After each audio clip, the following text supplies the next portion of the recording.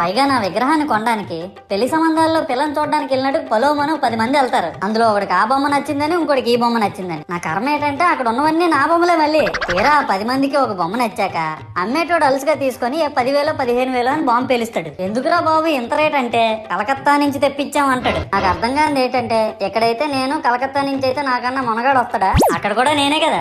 ఇలా నన్ను బజార్లో పెట్టి బేరం ఆడి నా మొహానికి ముసుగేసి వ్యాన్ ఎక్కిస్తారు. ఆ వ్యాన్ డ్రైవర్ గాడు నేనున్నానని కూడా చూడకుండా ఏదో ఆలోచించుకుంటూ డ్రైవ్ చేస్తా గతకల్లో గబ్బి గుబ్బి మని తెంచేసి నా కాల్లో చెయ్యి ఎరగొట్టేస్తాడు. ఈ విషయం చందాలు ఇచ్చిన చిన్నోళ్ళకి తెలిస్తే మళ్ళీ ఇరిగిపోయిన బొమ్మ పెట్టకూడదని ఏ బొమ్మ రాసి కవర్ చేసేస్తాడు. సరేలే జరిగిందేదో జరిగింది, నా భక్తులే కదా, కూల్ బ్రో అని చిల్లయ్యే లోపు నన్ను పందిర్లో పెట్టి ముసుగు తీసి నాకన్నా పొడుగున్నే సౌండ్ బాక్సులు 2 నా చెవులు పక్కన పెట్టి డీజే గణేష్ బ్రో అని చెప్పి నా పాటలను కూనీ చేస్తారు. సరేలే పిల్లలు కదా, ఇప్పుడు కాకపోతే ఎప్పుడు ఎంజాయ్ చేస్తారు, కాసేపట్లో పూజ స్టార్ట్ చేస్తారని వెయిట్ చేస్తా ఉంటే ఆ 5 రూపాయల వ్రతకల్పన బుక్ చూస్తే అది ఎక్కడ